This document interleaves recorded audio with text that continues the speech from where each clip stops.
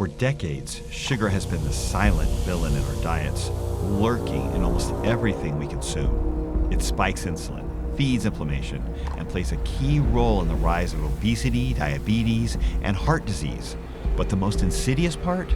We've been conditioned to crave it. And the more we consume, the harder it becomes to break free. My experiments in the lab, to begin with, we created an injury to the liver. And when we infused fat into the liver, nothing. Liver kind of liked it. When we infused protein into the liver, nothing. The liver liked it. But in a dose-response way, when we infused sugar into the liver, the sugar, the concentrated sugar, caused inflammation of the cells that line the blood vessels.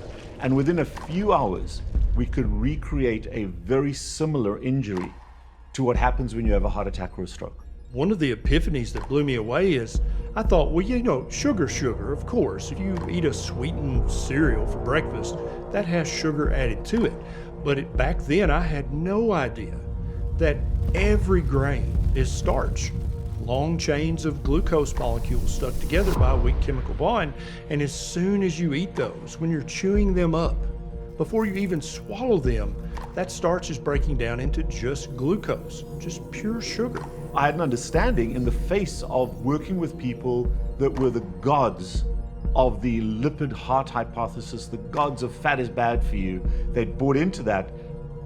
My research was proving exactly the opposite. It was saying, no, it's not fat. The liver likes fat, it can handle fat, it's sugar. But in those days, that was extremely blasphemous. From the blueberry to the bowl of Lucky Charms to the, fibrous papaya that's barely ripe, whether it's starch or whether it's fiber, it's all sugar. That's why so many people are faced with this false choice. They're like, okay, I'm gonna stop eating Lucky Charms and Ding Dongs and honey buns and stop drinking Coca-Cola, and I'm gonna start drinking lots of fruit juice, and I'm gonna start eating whole grain bread, and I'm gonna start eating lots of whole fruit. They haven't actually decreased their sugar intake at all. All these things lead to metabolic disease, and all these things lead to human suffering because all carbohydrates are made of sugar, period.